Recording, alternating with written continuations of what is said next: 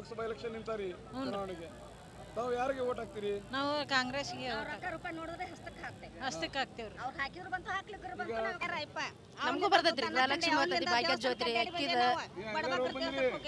Free ಬಸ್ನಾಗ ಎಲ್ಲ ಹೋಗಿ ಬಂದ್ರಿ? ಆಯ್ತು ಬಂದೇರಿ, ದೇವಸ್ಥಾನಕ್ಕೆ ಹೋಗಿ ಬಂದೇರ. ಅವ್ನಿಂದ ದೇವಸ್ಥಾನ ಹಾಕೊಂಡೇಯಪ್ಪ ನಾವು. ಇಲ್ಲಿಕಂದ್ರೆ ಅವ್ರು ರೊಕ್ಕ ಕೊಟ್ಟು ದುಡ್ಕೊಂಡು ತಿನ್ನೋರು ಯಾವ ಹೋಗ್ಬೇಕು, ಅವ್ನಿಂದ ದೇವಸ್ಥಾನ ಕಡೆ ಕಾಂಗ್ರೆಸ್ಗೆ ಹಾಕ್ರಿ. ನಮ್ಮ ಓಟ್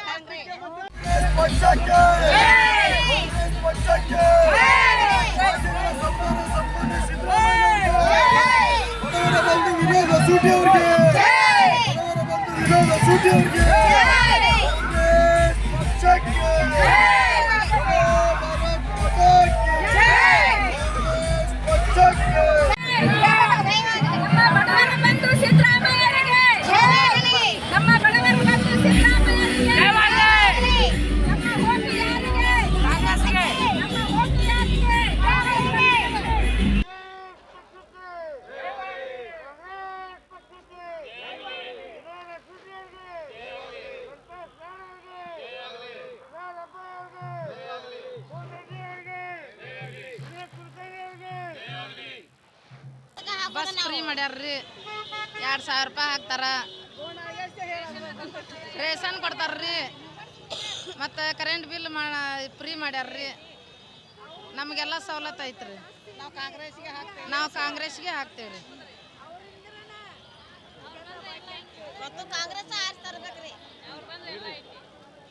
ಅವ್ರು 2000 ರೂಪಾಯಿ ಹಾಕ್ಯಾರ್ರಿ.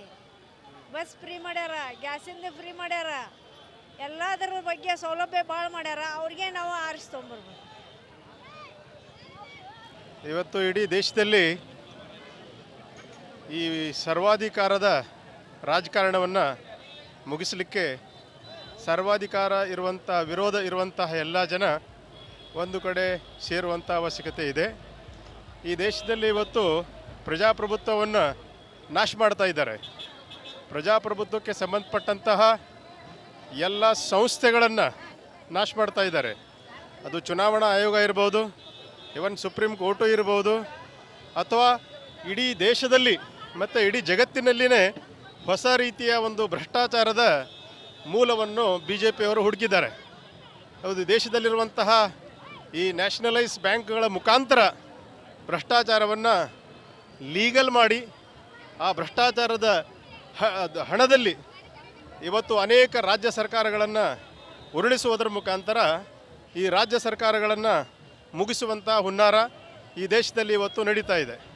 ಜೊತೆಗೆ ಈ ದೇಶದ ಸಂವಿಧಾನವನ್ನು ಮುಗಿಸುವಂತಹ ಮತ್ತು ಹೊಸ ಮನುಸ್ಮೃತಿ ಅನ್ನುವಂಥ ಹಳೆ ಸಂವಿಧಾನವನ್ನು ತರಲಿಕ್ಕೆ ಅವರು ಪ್ರಯತ್ನ ಮಾಡ್ತಾ ಇದ್ದಾರೆ.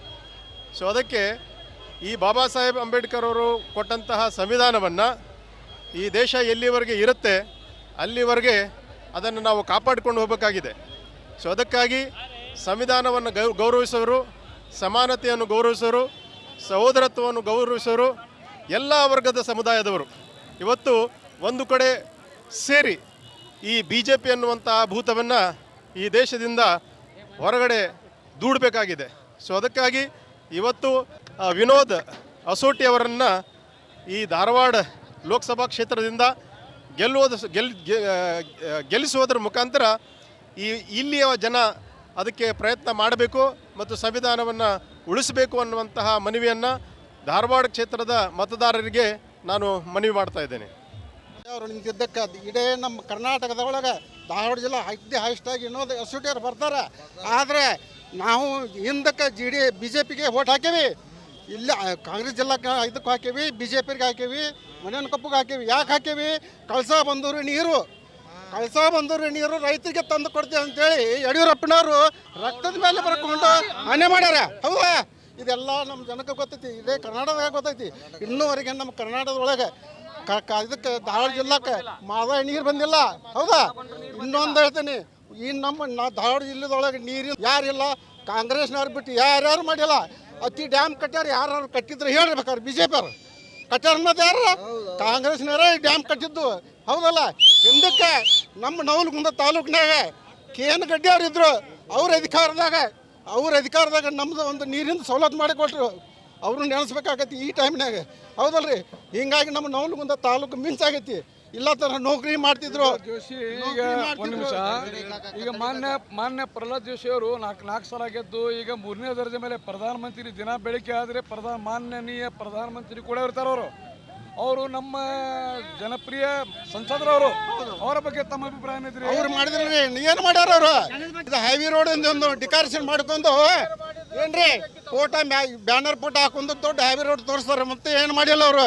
ಇವ್ರು ಕಳಸ ಬಂದ್ರಿ, ಇದನ್ನ ಯಾಕೆ ತರಬಾರ್ದ್ರಿ? ಹೌದಲ್ರಿ, ಮತ್ತೆ ರೈತರಿಗೆ ಬೇಕಾಗಿತ್ತು. ಸತತ 4 ಟರ್ಮ್ನಿಂದ ಪ್ರಹ್ಲಾದ್ ಜೋಶಿ ಅವರು ಅದಾರ. ಈ ನಮ್ಮ ಧಾರವಾಡ ಜಿಲ್ಲೆಗೆ ಏನು ₹1 ಕೊಡುಗೆ ಇಲ್ಲ.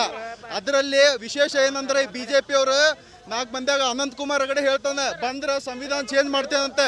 ಯಾರ ಅಪ್ಪನ ಕೈಗೂ ಯಾರು ಸಂವಿಧಾನ ಚೇಂಜ್ ಮಾಡೋಕೆ ಆಗಂಗಿಲ್ಲ.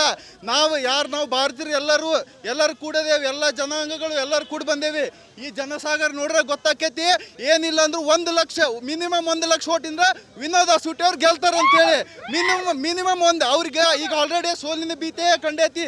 ಅದಕ್ಕೆ ಎಲ್ಲರಿಗೂ ಆಪರೇಷನ್ ಕಮಲ ಮಾಡತ್ತವ್ರಿಗೆ ಎಲ್ಲರಿಗೂ ಮನೆಗೆ ಹೋಗೋದು, ರೊಕ್ಕ ಕೊಡೋದು, ಬರ್ರಿ ಅಂತ ಎಲ್ಲರೂ ಕರೆ ಹೇಳ್ತಾರೆ. ಅದಕ್ಕೆ ಸನ್ಮಾನ್ಯ ಕ್ಲಿಯರಾಗಿ ಹೇಳತ್ತೇವ್ರಿ, ಈಗ ಈ ಕ್ಷೇತ್ರ ಮಾತ್ರ ಕಾಂಗ್ರೆಸ್ ಪಕ್ಷ ಭದ್ರಕೋಟೆಗೆ ಇನ್ಮೇಲೆ ಮುಗಿತೆ. BJP ಅವ್ರ ಆಡಳಿತ ಬರಂಗಿಲ್ಲ, ಮುಗಿತೆ. ಇನ್ಮೇಲೆ ಏನಿದ್ರು 5 ಗ್ಯಾರಂಟಿ ಕೊಟ್ಟೇವಿ. 5 ಗ್ಯಾರಂಟಿ ಮಾತಿನ ಮೇಲೆ ನಿಂತೇವೆ ನಾವು. ಸಿದ್ದರಾಮಯ್ಯ ಅವರು 5 ಗ್ಯಾರಂಟಿ ಕೊಟ್ಟಾರ, 5ಕ್ಕೆ ಮಾಡಿ ತೋರ್ಸ್ಯಾರ. ಈಗ ಏನು ನಮ್ಮ ಕಾಂಗ್ರೆಸ್ ಅವ್ರ ಮೇಲೆ ಸರ್ಕಾರ ಬಂತಂದ್ರೆ ಎಲ್ಲ ಮಹಿಳೆಯರಿಗೆ 1 ಲಕ್ಷ ಕೊಡ್ತೇವೆ ಅಂದರೆ ಅದು ಅವ್ರು ಹೇಳ್ದಂಗೆ ಮಾಡಿ ತೋರಿಸ್ತಾರೆ. ದಯವಿಟ್ಟು ಕೈ ಮುಗಿದು ಬೇಡ್ಕೊಂತಾನೆ ಎಲ್ಲರೂ ಕಾಂಗ್ರೆಸ್ ಪಕ್ಷಕ್ಕೆ ಓಟ್ ಹಾಕ್ರಿ, ಸಂವಿಧಾನ ಉಳಿಸ್ರಿ. ಆಕಿಲಿಂದ 2,000 ರೂಪಾಯಿ ಬರತೈತೆ ನಮ್ಗೀಗ. ಈಗಾರ ಬಸ್ಸಿನ ಫ್ರೀ ಎಲ್ಲ ಫ್ರೀ ಆಗೈತಿ, ನಮ್ಗೆ ಒಳ್ಳೇದಾಗೈತಿ. ನಮ್ಗೆ ಅವರ ಬರಲಿ, ಅಸೂಟರ ಬರಲಿ, ಜಯವಾಗಲಿ ಕಾಂಗ್ರೆಸ್ಗೆ.